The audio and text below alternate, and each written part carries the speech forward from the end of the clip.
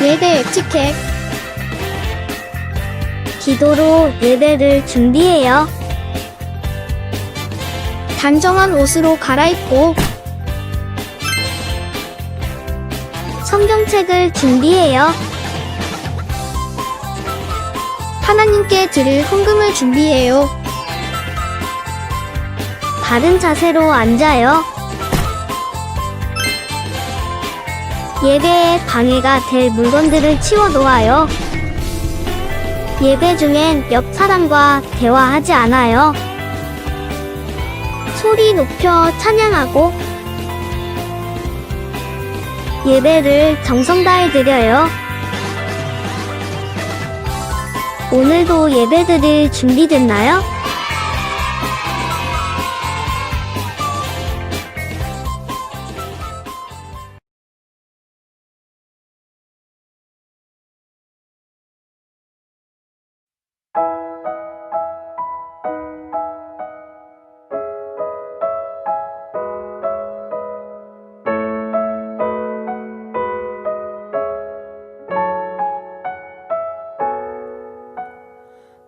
화려하지 않아도 정결하게 사는 삶, 가진 것이 적어도 감사하며 사는 삶, 내게 주신 작은 힘 나눠주며 사는 삶, 이것이 나의 삶의 행복이라오.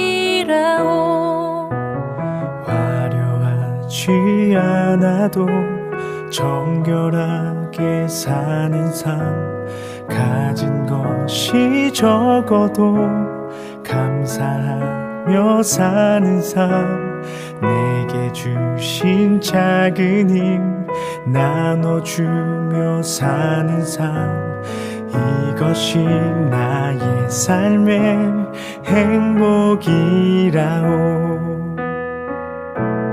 이것이 행복이라오. 세상은 알 수 없는 하나님 선물, 이것이 행복이라오.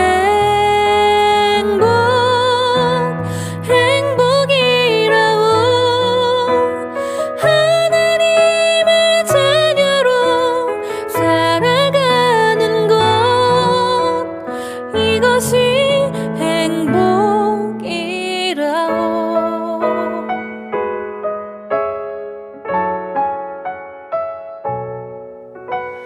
눈물 날 일 많지만 기도할 수 있는 것, 억울한 일 많으나 주를 위해 참는 것, 비록 짧은 작은 삶 주 뜻대로 사는 것, 이것이 나의 삶의 행복이라오.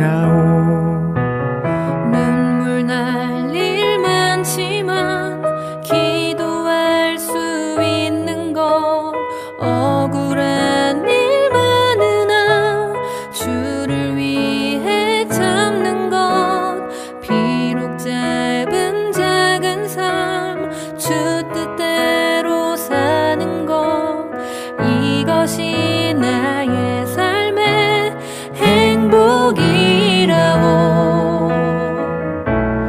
이것이 행복이라오. 세상은 알 수 없는 하나님 선물, 이것이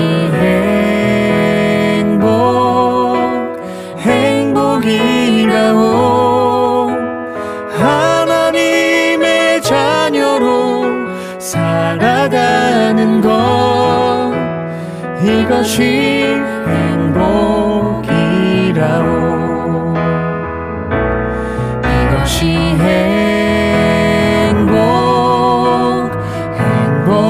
행복이라오.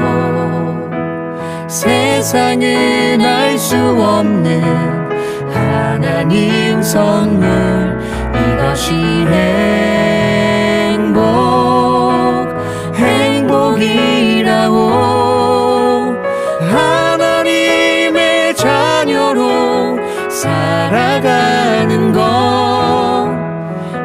이것이 행복이라오. 이것이 행복이라오. 세상은 알 수 없는 하나님 선물. 이것이 행복이라오.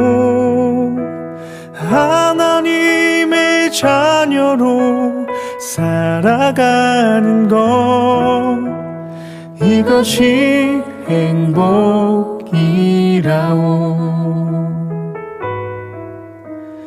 이것이 행복이라오.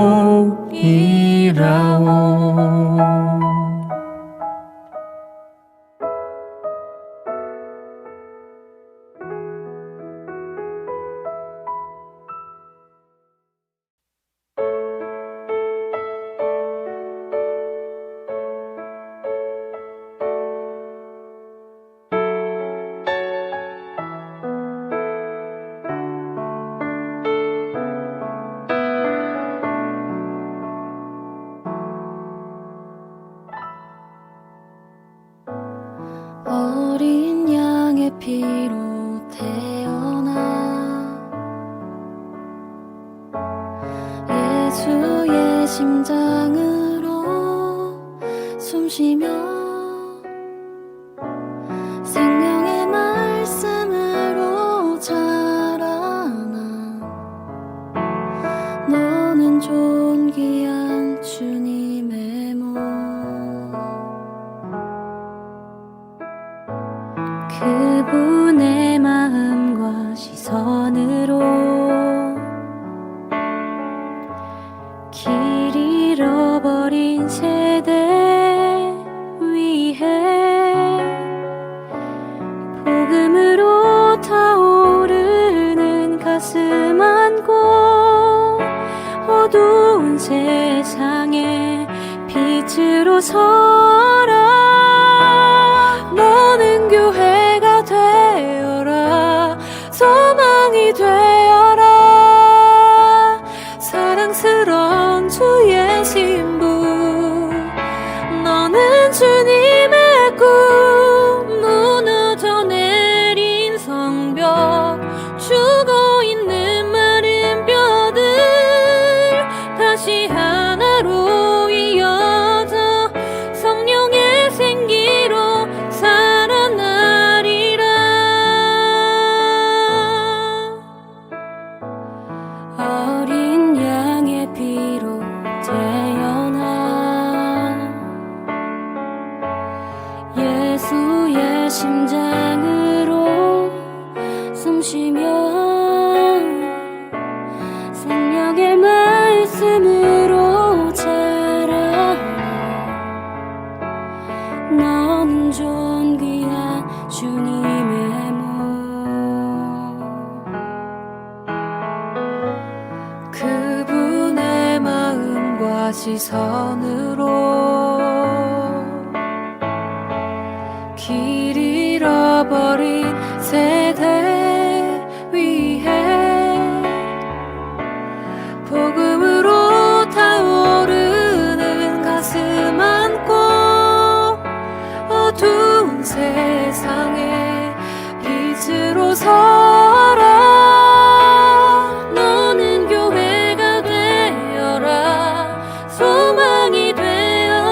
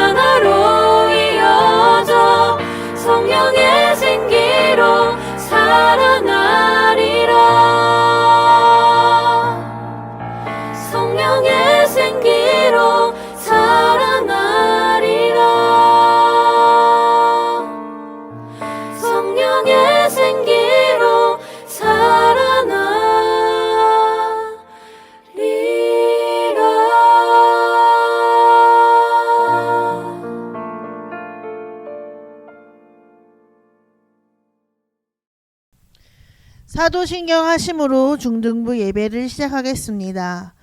나는 전능하신 아버지 하나님, 천지의 창조주를 믿습니다. 나는 그의 유일하신 아들 우리 주 예수 그리스도를 믿습니다. 그는 성령으로 잉태되어 동정녀 마리아에게서 나시고 본디오 빌라도에게 고난을 받아 십자가에 못 박혀 죽으시고 장사된 지 사흘 만에 죽은 자 가운데서 다시 살아나셨으며 하늘에 오르시어 전능하신 아버지 하나님 우편에 앉아 계시다가 거기로부터 살아있는 자와 죽은 자를 심판하러 오십니다. 나는 성령을 믿으며 거룩한 공교회와 성도의 교제와 죄를 용서받는 것과 몸의 부활과 영생을 믿습니다. 아멘. 찬송가 50장 함께 찬양하시면서 봉헌하는 시간 갖겠습니다.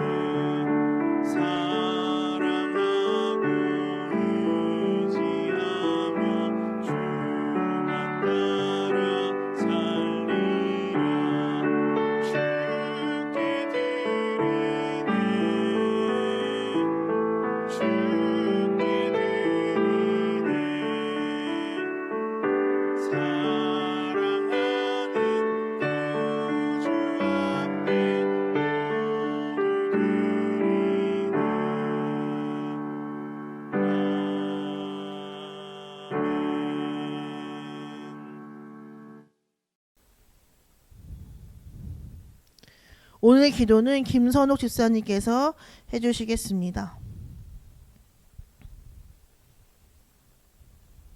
늘 신실함으로 우리를 보호하시고 인도하여 주시는 사랑의 하나님, 너무나 오랜만에 성전에서 조금이나마 대면함으로 예배를 드릴 수 있음에 감사를 드립니다. 근 1년이라는 시간 동안 몸과 마음이 코로나로 인해 위축이 되고 자유롭던 일상생활들에 많은 제한을 받았습니다. 무엇보다 우리 친구들과 함께 예배드리고 주님을 예배했던 그 시간들이 너무나 그립고 목이 말라 있었는데 이렇게 전부가 아니지만 다시 만나 예배드릴 수 있음에 얼마나 감사한지요. 하나님, 우리 친구들이 방학 중에 있습니다. 학교 등교나 방학이 별반 차이가 없는 모호해진 시간들로 인해 학업에 많은 방황을 하지 않을까, 영적으로 암흑길을 걷고 있지 않을까 염려가 됩니다. 이 어려운 시간 주님, 우리 친구들에게 지혜 주셔서 시간 관리를 잘 하게 하여 주시고 깨어있게 하셔서 헛되이 보내는 시간이 없게 도와주시옵소서. 때론 게을러지기 쉽고 깨어있기 어렵고 무력해지기 쉬운 시간이지만 다니엘이 그의 믿음을 지키기 위하여 뜻을 정하여 신앙의 절개를 지켜나갔던 모습처럼 우리 친구들 매일의 삶에 주님과의 만남을 놓지 않고 살아감으로 생수의 근원 되시는 주님으로 인해 청소년 시기를 방황하지 않고 골수에 기름진 것을 먹은 것 같은 영혼의 만족이 있는 우리 친구들 되기를 기도합니다. 사랑하는 우리 민정은 전도사님, 무엇보다 영육의 강건함을 허락하여 주시고 주님 주신 사역을 감당함에 있어 주님의 사랑의 충만함이 이 사역을 감당함에 기쁨이 되게 하여 주시옵소서. 말씀을 전하실 때 성령님 더욱 민정은 전도사님 주장하여 주사 은혜의 말씀 선포하게 하여 주시고 그 말씀을 듣는 우리 중등부 친구들 그리고 교사 선생님들 더욱 놀라우신 주님을 만나는 시간 되기를 기도합니다. 그리하여 더 감사하며 사랑하는 중등부 되길 기도합니다. 예수님의 이름으로 기도합니다. 아멘.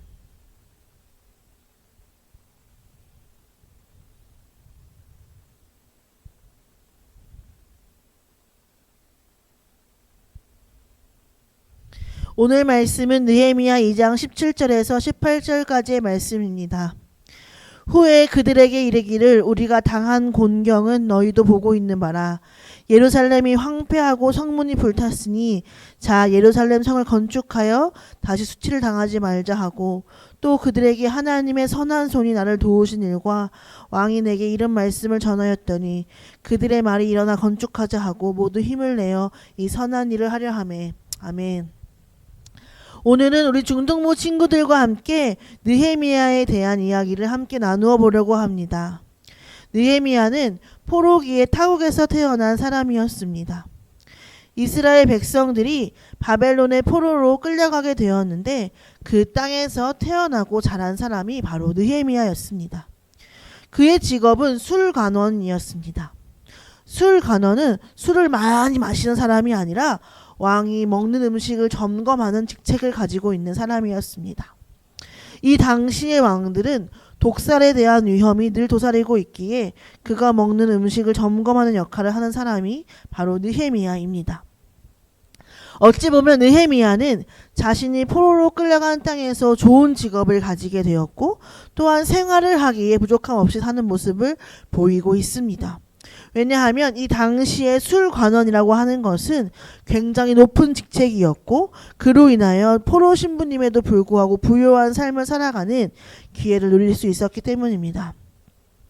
그러던 어느 날 느헤미야는 자신의 고향 땅에 남아있는 사람들의 이야기를 듣게 되었습니다. 느헤미야 1장 3절에 사로잡힘을 면하고 남은 자가 그 도에서 큰 환난을 만나고 능욕을 받으며 예루살렘 성은 회파되고 성문들은 소화되었다는지라.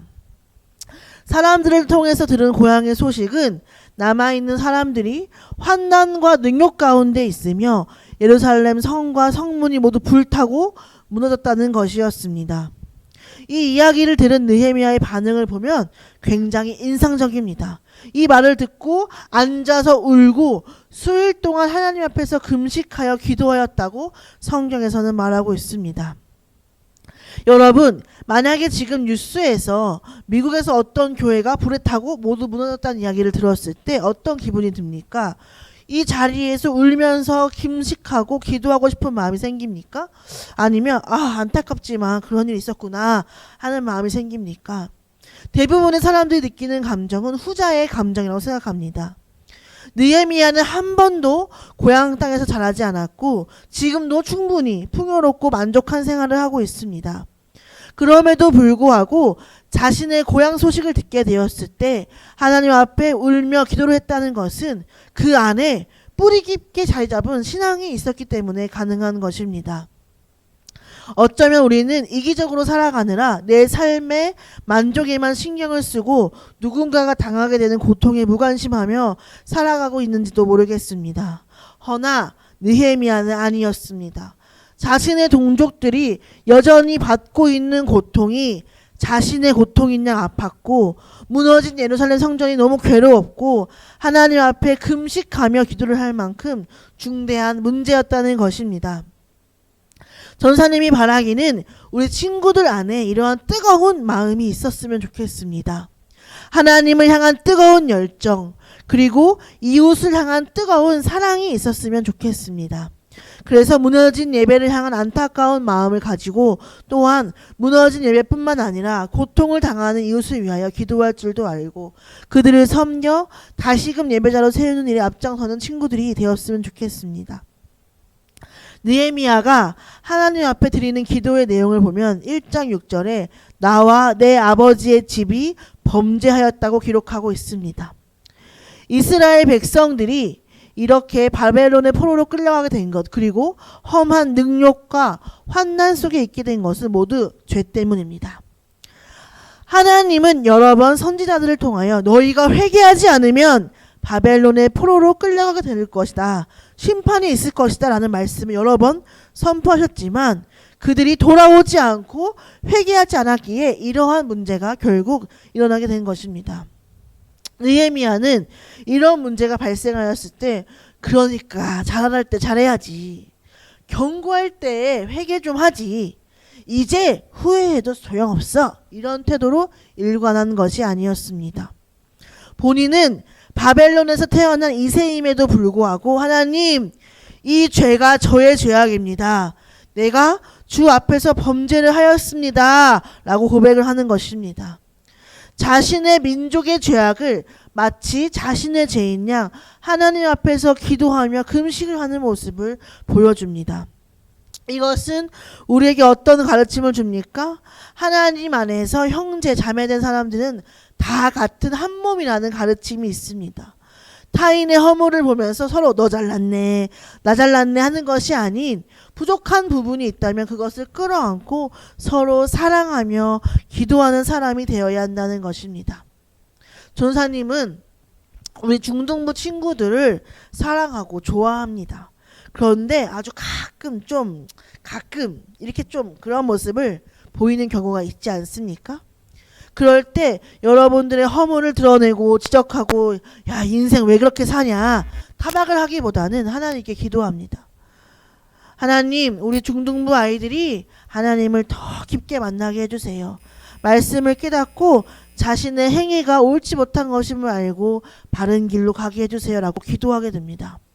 그리고 바라기는 여러분들 서로가 그런 모습이었으면 좋겠습니다. 여러분들의 입술로 하나님, 우리 중등부가 하나님을 더욱 사랑하는 공동체가 되게 해주세요.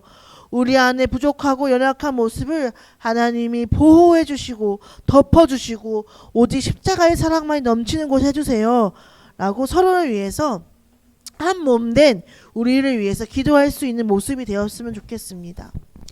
그렇게 느헤미야는 기도를 하면서 본인이 술관원이었던 지위를 이용하여 왕에게 자신의 고향으로 보내어달라고 요청합니다.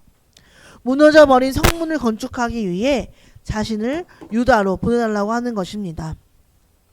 그런데 인간적으로 생각을 해보면 이것은 불가능합니다. 지금 느헤미야가 요청하고 있는 왕은 바벨론의 왕으로 포로된 자신의 고향으로 돌아가게 해달라는 느헤미야의 청원은 너 미쳤어? 라는 말을 듣기에 딱인 행동이라고 할 수가 있습니다. 그러나 왕은 이를 허락하여 줍니다. 유다로 돌아가 예루살렘 성문을 건축하기를 허용합니다. 그리고 느헤미야는 자신의 고향으로 돌아가 사람들과 함께 일어나 건축하자 라고 말하고 이 일에 매진을 하게 됩니다. 저도 오늘 느헤미야의 외침처럼 여러분들과 함께 일어나 건축하자, 우리가 다시는 수치를 당하지 말자 라고 요청하고 싶은 부분이 있습니다. 그것은 바로 우리의 무너진 성전을 건축하자는 것입니다. 전사님, 우리 교회는 안 무너졌는데요 라고 말하는 학생이 있을 것 같은데요. 전사님이 말하고자 하는 부분은 눈에 보이는 성전이 아닙니다. 우리 안에 거하시는 성령 하나님의 성전을 다시 온전하게 해야 함을 말하는 것입니다.